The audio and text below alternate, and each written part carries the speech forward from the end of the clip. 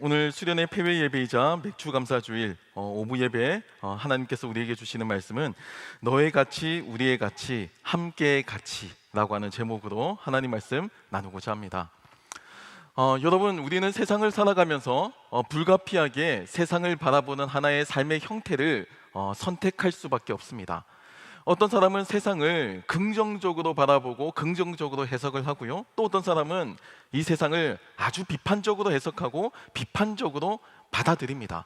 어떤 선택을 할 수 있는지는 그 사람의 자유예요. 하지만 우리는 이 선택의 여하에 따라서 내 인생을 천국으로 만들 수도 있고 가능성으로 만들 수도 있고 또는 지옥으로 만들고 그 어떤 가능성과 희망도 발견할 수 없는 절망으로 스스로 몰아넣을 수도 있습니다.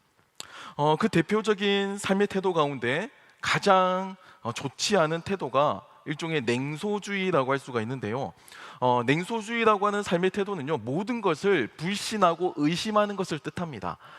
심지어는 어떤 사람이 누군가를 위해서 고귀하게 헌신하는 것 역시도 그 안에서 감탄하고 존경을 표현하는 것이 아니고 분명히 무슨 꿍꿍이가 있을 거야, 이렇게 그 사람의 헌신을 비하하는 거예요. 뿐만 아니라 누군가가 열심히 노력해서 성취해낸 그 타고난 성과물 역시도 비판하고 깎아내립니다. 그렇게 대단한 성과 아니라고, 그렇게 위대한 성취 아니라고 박수를 보내기는커녕 조소하고 조롱하죠. 비판적인 거리두기와 같은 이런 방법론을 가진 것처럼 보여서 때로는 정서적으로, 이성적으로는 냉철하고 아주 논리적인 것 같아 보이지만 실제로는요, 많은 학자들이 이렇게 이야기를 해요. 냉소적인 이 태도의 이면에는 실제로는 자신을 보호하기 위한 방어 기제가 더 강하다는 겁니다. 자신의 어떤 상처들, 나의 약점들, 내가 가지고 있는 그 감추고 싶은 그런 내용들을 방어하기 위해서 스스로 누군가를 깎아내리고 조소하고 이런 형태로 나아가는 경우가 많다는 거예요. 영국의 유명한 극작가 가운데 오스카 와일드라고 하는 극작가가 있습니다. 이 극작가가 냉소주의자를 이렇게 탁월하게 표현을 했어요. 세상의 모든 것의 가격은 기가 막히게 잘 알면서도 정작 그 어떤 진짜 가치는 전혀 모르는 사람들이다. 그 사람들이 냉소주의자들이다라고 표현을 하고 있는 겁니다. 여러분, 제가 앞서서 말씀드렸지만 냉소주의자들은 바보가 아닙니다. 굉장히 똑똑해요. 사리분별이 정확해요. 그래서 가격을 기가 막히게 알아요. 지금 이 상황, 이 순간에 그 가격대가 적정한지 아닌지에 대해서 정확하게 분별합니다. 하지만 그 이면에 숨겨져 있는 정말 참된 가치를 놓치고 있어요. 그 씁쓸한 냉소주의의 모습을 이 오스카 와일드가 굉장히 극적으로 잘 표현하고 있습니다. 여러분, 오늘날 저희가 살고 있는 세상을 가만히 들여다보면 저는 그런 느낌을 받을 때가 많습니다. 이 세상 자체가 거대한 냉소주의에 빠져 있는 것을 발견할 때가 있어요. 일단 우리는 자본주의 세상을 살죠. 여러분, 자본주의 세상은 모든 것에 가격표를 붙이는 것을 목표로 합니다. 가격이 있어야 거래가 활성화가 되고 이걸 바탕으로 경제가 굴러가기 때문이에요. 여러분, 이 가격표에는 감정이 없습니다. 여러분, 이 가격표에는요, 냉정한 시장 경제의 공급과 수요만이 숫자로 나타나 있을 뿐이에요. 여러분, 아이들이 사랑하는 그 자신의 자녀들이 그린 그림의 가치를 가격으로 책정할 수 있을까요? 저는 책정할 수 없습니다. 우리 아이들이 마음을 담아서 그린 그 그림 한 장 한 장과 그 한 표현 하나하나의 그 한 조각조각을 감히 시장 경제의 가격, 공급과 수요라고 하는 가치로 바꿀 수가 없다고 저는 생각해요. 사랑의 마음을 담아서 표현한, 스승에게 존경의 마음을 담아서 쓴 편지나 연인에게 또 사랑의 표현을 한 그런 편지의 가치를 가격으로 매길 수 없습니다. 여러분, 하지만 자본주의와 유사하게 냉소주의는 이 모든 가치를 가격으로 환산합니다. 가격으로 바꾸고자 시도해요. 그래서 그 어떤 것으로도 바꿀 수 없는 정말 소중한 가치를 가격으로 바꾸고 비꼬기도 하고 비웃기도 합니다. 가격이 그것밖에 되지 않는다고, 그 정도 비싸지 않다고 이야기를 하죠. 가치가 높아도요, 낮은 가격으로 거래가 되는 것이 있고요, 또 가격은 낮아도 실제로는 그 가치가 굉장히 높은 것들도 있습니다. 우리는 이렇게 가격과 가치가 혼재되어 있는 세상을 살고 있어요. 오늘 저희가 읽은 본문 말씀인 고린도전서 12장 말씀은 세상의 가치가 아니고요, 가격표에 짓눌려서 또 내 자신을 무가치하다고 여기며 살아가는 청년들에게 이 성경은 인간의 진짜 가치가 어디에서 오는지가 담겨져 있는 아주 위대한 바울의 통찰, 그리고 하나님의 말씀이 담겨져 있습니다. 오늘 본문 말씀을 제가 한번 읽어드리겠습니다. 고린도전서 12장 12절 말씀입니다. 몸은 하나인데 많은 지체가 있고 몸의 지체가 많으나 한 몸임과 같이 그리스도도 그러하니라 라고 증거하고 있습니다. 여러분, 여기서 나오는 많은 지체들이 있습니다. 이 많은 지체들은요, 가격으로서 평가받지 않아요. 오히려 이 한 사람 한 사람의 가격을 이야기하는 것이 아니고요, 그 한 사람 한 사람이 모여서 하나의 몸을 이루고 있는 그 가치, 이 가치가 더 중요하다라고 전제를 하고 시작합니다. 여러분, 이것이 사도 바울이 세상을 바라보는 삶의 방식이었어요. 이것이 사도 바울이 이 세상을 이해하는 삶의 렌즈 형태였습니다. 여러분, 솔직히 이야기하면 우리가 이 세상에서 삶을 즐기지 못하고 내가 뭔가 쫓기면서 살고 고통을 받고 있고 불안해한다라고 하는 이 현상 이면에는요, 세상이 우리를 기계의 부품처럼 대하기 때문입니다. 세상은요, 여러분들 한 사람 한 사람을 감정적으로 대하지 않아요. 여러분들의 각자가 가지고 있는 그 삶의 이야기들, 여러분들 각자만이 가지고 있는 그 삶의 서사를 주목하지 않습니다. 세상은요, 그런 감정이 없어요. 냉소적으로 이렇게 질문하죠. 너 얼마짜리 기능을 가지고 있어? 너 어느 정도 밥벌이 할 수 있어? 그게 이 세상의 질문입니다. 여러분, 우리의 가치를 가격으로 평가하는 이 삶의 문제는요, 각자가 가지고 있는 고유한 개성, 하나님께서 나에게만 부여하신 그 독특한 특별성을 말살시킵니다. 왜냐고요? 가격은 얼마든지 살 수 있다는 것을 전제하기 때문이에요. 네가 아무리 특별해? 네가 아무리 놀라운 능력을 가지고 있어? 그래도 그거 돈으로 다 살 수 있는 거야. 그거 아무리 네가 잘났다고 주장해봐야 그거 다 돈 아래에 있어. 돈 많은 사람들이 다 살 수 있고 다 지배할 수 있고 다 조종할 수 있는 거야. 네가 추구하는 것 자체가 겨우 그 정도밖에 되지 않아 라고 하는 게 이 세상의 평가 방식이라는 거예요. 한 사람 한 사람 우리는 모두 각자의 사연을 가지고 살아갑니다. 여러분, 우리가 지금 현재 삶을 때로는 불만족스럽게 삶을 살아가더라도요, 우리가 태어나고 지금까지 삶을 살아가는 동안 여러분, 누군가는 우리의 탄생을, 우리의 그 태어남을 기뻐하고 반기고 그 마음으로 그리고 축복했을 겁니다.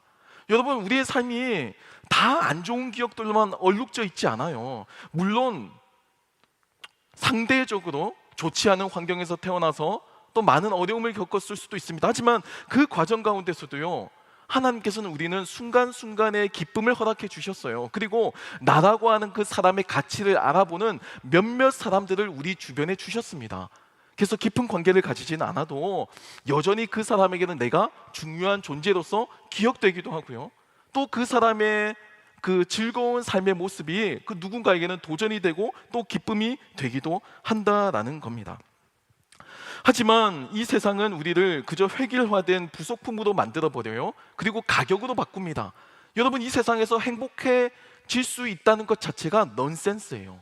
불가능한 겁니다. 이 세상의 기본값은 모든 사람을 불행하게 만드는 데 이미 전제가 되어 있고 출발하고 있어요. 물론 그 중에는 잘 나가는 부품이 있겠죠. 네, 수요가 많은 부품이 있을 겁니다. 인기가 있는 부품이 있을 거예요. 하지만 그것도요, 상대적인 비교에 만족할 뿐입니다. 지금은 잘 나가더라도 10년 뒤, 20년 뒤에도 잘 나간다고 자부할 수 있겠어요? 세상은 바뀝니다. 세상은 감정이 없어요. 자신을 하나의 기계 부품으로서 가격을 매기는 사회에서는 삶이라는 것의 의미, 우리가 살아가는 이 삶의 목적을 아무리 곱씹어 보아도 진정한 삶의 의미와 목적과 방향성을 찾는 데에는 불가능합니다. 그래서 수많은 실존주의 철학자들이 대부분 인생을 굉장히 비관적으로 여기고 스스로 목숨을 끊었죠. 자신의 철학으로, 자신의 이성으로 세상을 분석한 결과 희망을 발견할 수 없다라고 안타까운 잘못된 판단을 내린 겁니다. 언제든지 버려질 수 있다는 사실, 여러분, 내가 언제든지 대체될 수 있다는 사실, 이것이 우리를 근본적으로 불안하게 만들어요. 청년의 때도 마찬가지지만요, 장년이 되고 그 이상이 되어도 내가 직장에서, 내 사업체에서 나를 대체할 수 있는 그 무엇이 나오면 내가 밀려날 거라고 하는 그 근본적인 불안감, 여러분, 이게 우리 모두에게 다 가지고 있습니다.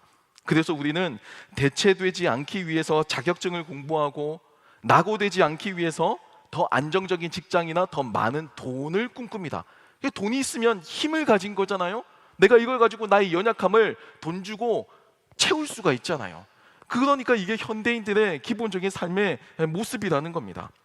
물론 여러분, 건강한 동기부여나 자극은 우리의 삶을 풍성하게 만들어요. 동기부여와 또 자극은 우리의 삶에 꼭 필요한 겁니다. 여러분, 하지만 제가 반문을 해보겠습니다. 그 동기부여와 자극이 우리의 삶을 더 긍정적으로, 더 열심히 살아가고자 우리를 추동하지만, 여러분이 동기부여와 자극이 적어도 공포는 아닙니다. 내가 지워질 수 있을 거라는 공포, 내가 대체될 거라는 공포, 내가 먹고 살 길이 막막할 거라는 공포, 내가 이 땅에서 어떻게 삶을 살아갈지에 대한 근본적인 공포, 여러분, 이게 동기부여와 자극이 아니에요. 이런 세상에서는 산술적으로 내가 아무리 발부둥을 쳐도 나보다 뛰어난 사람은 언제나 존재할 수밖에 없습니다. 여러분, 그 현실 속에서 우리는 불안해할 수밖에 없는 거예요. 내가 취약해서가 아니고, 내가 부족해서가 아니고, 내가 모자라서도 아니고요, 그냥 이 세상의 기본값이 모두가 불안한 겁니다. 여러분, S그룹, 하이닉 이런 회장도 안 불안할까요? 불안합니다. 끊임없이 불안해해요. 내가 투자한 이 사업이 정말 막대하게 투자를 하는데 이게 10년 뒤, 20년 뒤에도 정말 유지가 될 수 있을까? 고민하는 겁니다. 불안해요. 밤잠을 설칠 때가 허다합니다. 하지만 오늘날 사도 바울은 이 십자가 복음을 통해서 우리에게 새로운 완전한 그 생명의 원리를 선포하고 있습니다. 사도 바울의 기본값은 그래요. 우리는 모두 각자의 지체로서 구별되어 삶을 살아가지만 실제로는 우리가 한 몸을 이루고 있는 하나의 공동체다라는 겁니다. 여러분, 중요한 사실은 오늘 본문의 맥락을 보면요, 바울의 표현이에요. 바울은요, 우리 각자의 삶의 가격 그 자체를 무시하거나 외면하지 않습니다. 현실적이죠. 우리는 각자 삶의 자리에서 내가 가지고 있는 그 삶의 가격이 있어요. 시장이 우리에게 시장가, 시가로 매겨놓은 나만의 가격이 있습니다. 여러분, 이걸 부정하지는 않아요. 세상이 그렇게 매기니까. 하지만 여전히 사도 바울은 그 가격보다 더 중요한 것이 있는데, 그 중요한 것이 우리가 삶을 살아나가면서 잊고 살아가는 가치에 있다는 겁니다. 고린도전서 12장 13절 말씀을 보면요, 우리가 유대인이나 헬라인이나 종이나 자유인이나 다 한 성령으로 세례를 받아 한 몸이 되었고 또 다 한 성령을 마시게 하셨느니라 라고 전하고 있습니다. 여러분, 이 말씀이 너무나도 흔히 알려져 있고 우리에게 익숙해서 우리는 특별함을 느끼지 못합니다. 하지만 지금으로부터 2000년 전에 엄격한 신분제 사회였던 이 세상 가운데, 특별히 사도 바울은 바리새인이었죠. 유대인입니다. 근데 그 유대인이 모든 사람들에게 복음에 대한, 특별히 성령의 능력으로 하나 되는 공동체 이상 그 비전을 제시했다는 것은 충격적인 선언이에요. 노예 해방이나 남녀 평등이나 이런 고귀한 인류에 대한 이런 선언들보다 지금으로부터 2000년 전에 이 사도 바울의 세상을 바라보았던 이 해석은 너무나도 충격적이고 당시 세상의 가치를 전복하는 아주 위험한 사상이었습니다. 여러분, 바울은요, 우리들 각자의 차이를 인정해요. 유대인도 있고 헬라인도 있습니다. 근본적인 삶의 자리에서 출발하는 차이가 있어요. 인종적인 차이가 있고 문화적인 차이가 있죠. 교육의 여하의 차이도 있고요, 경제적인 여부의 차이도 있습니다. 심지어 종도 있고 자유인도 있어요. 2000년 전에 종과 자유인의 차이가 얼마나 컸을까요? 하지만 세상에서는 이들의 차이에 경제적인 가격표를 붙입니다. 종의 가격 얼마, 자유인의 가격 얼마. 여러분, 이 가격은 세상이 매긴 거예요. 당연히 종의 가격이 저렴하고요, 혈통과 인종에 따라서 그 사람에 대한 사회적 평가도 달라질 수 있습니다. 헬라인으로서 로마 시민권자는 더 높은 가격을 받겠죠. 헬라 철학을 공부하고 더 똑똑한 사람은 더 유용하다라고 평가받고 그 사회에 아주 유용한 부속품이 될 거라고 평가받았을 겁니다. 힘이 세거나 외모가 뛰어나거나 또는 싸움을 잘하는 사람은 분명히 그 사회에 쓸모가 있을 거라고 수요가 많겠죠? 당연히 단가가 올라갈 겁니다. 인기가 높았을 거예요. 하지만 사도 바울은 그걸 부정하는 것이 아니고요, 그 이면에 나라고 하는 사람의 그 가치가 동일하다라는 겁니다. 가치를 가격으로 바꾸지 말라는 거예요. 가치를 가격으로 바꾸는 건 세상의 방법이지 하나님의 방식이 아니다라는 겁니다. 바울은 우리가 기계의 부품이 아니고 정말 탁월한 메타포, 그 비유를 가지고 설명하는데, 몸과 지체라고 하는 아주 생명력 넘치는 유기체로서 설명하고 있습니다.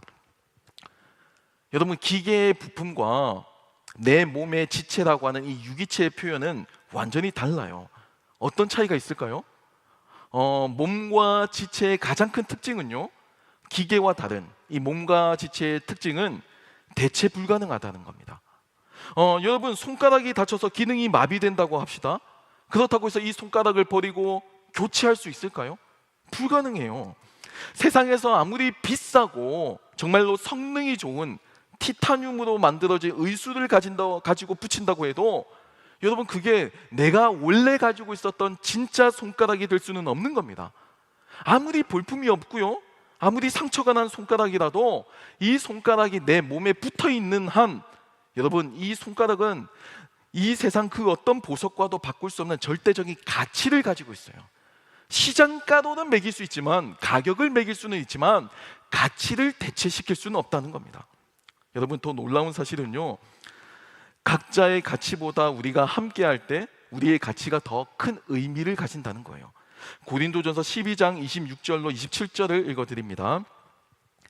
만일 한 지체가 고통을 받으면 모든 지체가 함께 고통을 받고, 한 지체가 영광을 얻으면 모든 지체가 함께 즐거워하느니라. 너희는 그리스도의 몸이요 지체의 각 부분이라 라고 전하고 있습니다. 여러분, 초기 기독교의 유산들 가운데 많은 예술 작품들이 있습니다. 그 과정 가운데 아주 지금까지도 보존되어 있고 잘 드러나는 대표적인 장르가 있는데, 그 장르가 모자이크 벽화예요.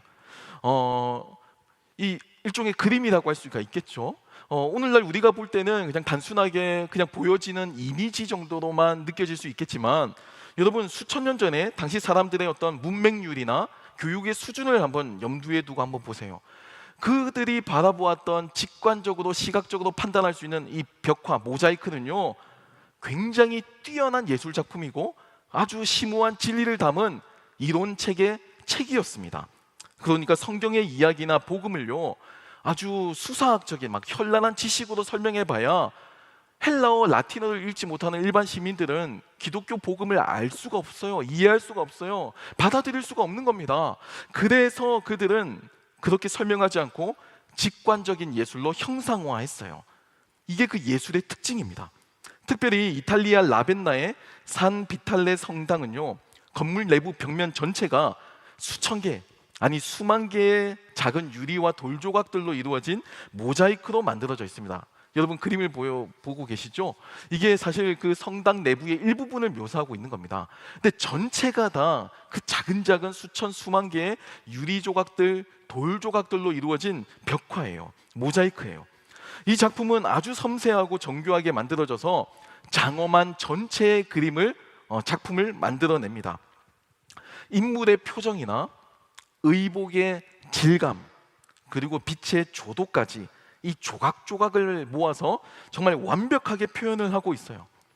그래서 실제로 이 성당에 들어간 사람들은요, 이 지상 세계와 분리된 정말 천상의 세계에 온 듯한 느낌을 받았다라고 표현을 합니다. 여러분, 지금으로부터 2000년 전에 그 어떤 매스미디어가 없는 시대에, 그 어떤 시청각적인 자극이 없던 시대에 수많은 사람들은 이곳에서 하나님의 사랑을 간접적으로 체험하고 인지할 수가 있었어요. 여러분, 하지만 완벽해 보이는 이 아름다운 모자이크도 자세히 들여다보면 특별한 게 아닙니다. 수만 개의 평범한 조각들로 구성되어 있어요. 만약에 이 조각들 가운데 한 조각이라도 떼어내면요, 완성된 그 완벽한 아름다운 그 작품은 망가집니다. 그리고 떨어져 나온 그 조각 역시도 쓸모없는 부스러기에 불과해요. 흙으로 구운 한 덩어리에 불과할 겁니다. 특별히 단 하나에 불과한 조각이지만 그 전체 모자이크의 중심에 위치해 있는 그 핵심 주제를 관통하는 부분에 위치한 그 모자이크 조각은요, 단지 하나의 조각이 아니고 전체를 완성시키는 대체 불가능한 유일한 단 하나의 조각이 될 거예요. 여러분, 지금 바울은 저와 여러분이 그리스도라고 하는 하나의 모자이크, 이 한 몸을 이루고 있는 한 조각조각이라는 겁니다. 그리고 이 조각조각은요, 대체가 불가능해요. 내가 있어야 하고 또 주님은 나를 필요로 합니다. 때로는 함께 있을 때 더 빛을 발하는 것들이 있죠. 더 많은 가치를 가지는 게 있습니다. 그게 공동체라고 하는 특징이기도 해요.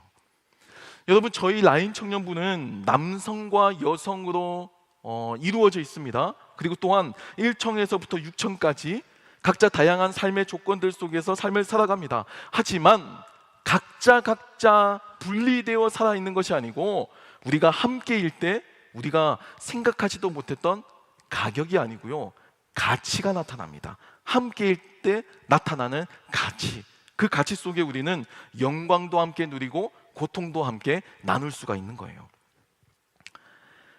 사랑하는 청년 여러분, 세상은 가격을 책정합니다. 이건 어쩔 수가 없어요. 이제 자본주의 세상이 가속화되고 이제 이 자본주의가 그나마 인간이 살아가는 경제 이론 가운데 가장 탁월하다라는 것이 증명이 되었습니다. 그래서 자본주의를 대체할 것이 없어요, 현재로서는. 하지만 폐해도 있다는 겁니다. 무조건 다 이상적이고 완벽하다고 이야기하는 것이 아니고 부작용과 폐해를 극복할 필요가 있어요. 특별히 복음은요, 가격을 무시하지 않습니다. 하지만 가격 이면에 가치가 있다고 설명합니다. 여러분, 이 가치는 지워지지 않아요. 가치를 가격으로 바꾸어서는 안 됩니다. 가치를 반영한 가격도 있고 가격을 반영한 가치도 있어요. 하지만 세상은 안타깝게도 가치를 보는 데에는 부족합니다. 수요와 공급이라고 하는 아주 단순한 원리에 따라서 가격을 책정하기 때문에 가치를 망각할 때가 있어요. 대표적인 게 우리들의 삶이라고 하는 가치입니다. 여러분, 저와 여러분은 대체 불가능한 가치를 가지고 이 땅에 존재합니다. 세상이 뭐라고 하든 여러분의 삶의 가치가 가격이 얼마짜리냐고 묻고 여러분들이 얼마나 밥벌이 할 수 있느냐고, 너희들이 얼마짜리 기술을 가지고 있느냐고 질문해도 여러분, 그거 세상의 질문이에요. 하나님은 우리에게 대체 불가능한 가치가 있다고 말씀하고 계십니다.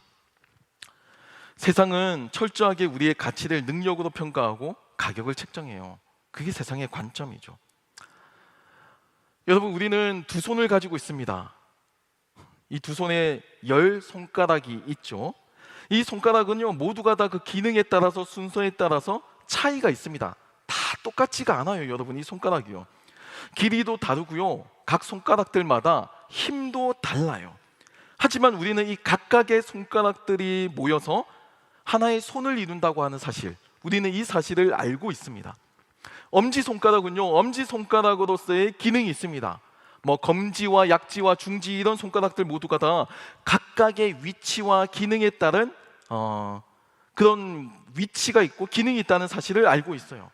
엄지손가락이 굵다고 해서 나 10손가락 전부 다 엄지로 바꿔줘, 이렇게 원하는 사람은 없습니다. 제일 길다고 해서 중간 손가락을 가지고 이 모든 10손가락이 다 중간 손가락으로 해달라, 그런 사람은 없어요. 모습도 다르고 기능도 다르지만 여러분, 10개의 손가락은 저마다 개성을 가지고 우리의 이 하나의 손을 완성시킵니다. 저는 여기서의 손의 가치가 성능이 아니라 뭐 길이나 또는 힘의 여부에 따라 달려있는 것이 아니고 이 손가락의 가치가, 손의 가치가 어떤 몸에 연결되어 있느냐에 달려있다는 것이 이 사도 바울의 표현 속에 담겨져 있는 중요한 통찰이라고 생각합니다. 단지 길다고, 단지 예쁘다고, 단지 더 힘이 세다고 특정 손가락이 더 의미 있는 게 아니라는 겁니다. 여러분, 같은 손이라고 할지라도 세계적인 피아니스트 조성진의 손은요, 조성진의 손이기 때문에 가치가 있는 거예요. 여러분, 같은 손이라도 세계적인 화가인 피카소의 손은요, 피카소의 손이기 때문에 가치가 있어요. 그러니까 손가락 하나하나의 개별적인 능력이나 스펙이 중요한 게 아니고 그 손가락이 어디에 붙어 있느냐가 가치를 본질적으로 규정한다는 겁니다. 여러분, 우리는요, 이 세상을 창조하신 하나님에 붙어 있는 하나님의 한 부분입니다. 그리스도의 한 몸을 이루는 하나의 공동체로서 우리가 기능해요. 세상의 가격표와 전혀 다르게, 무관하게 하나님은 우리에게 대체 불가능한 가치를 허락해 주셨습니다. 내가 있고 또 네가 있어서 완성될 그 하나님의 나라를 함께 소망했으면 좋겠습니다. 나와 너가 다르기 때문에 우리는 저마다의 가치가 있는 겁니다. 무엇보다도 그리스도의 한 몸을 우리가 이루고 있기 때문에 그 대체 불가능한 가치를 가지고 살아간다는 그 사실, 여전히 세상에선 초라하지만 내가 얼마짜리 인생인지 이런 생각 들면 현타가 급격하게 몰려오죠. 갑자기 우울해지고 잠도 안 오고 막 그렇게 될 겁니다. 하지만 여러분, 세상의 가격에 휘둘리지 마시고 하나님께서 우리에게 부여하신 가치, 나는 하나님의 사랑을 받는 존재라고 하는 사실, 주님께서 십자가의 희생을 통해서 살리신, 정말 목숨을 바꾸어서 구원하신 대체 불가능한 가치를 가진 존재라는 사실, 이 사실을 잊지 않고 살아가는 저의 여러분이 되길 소망합니다.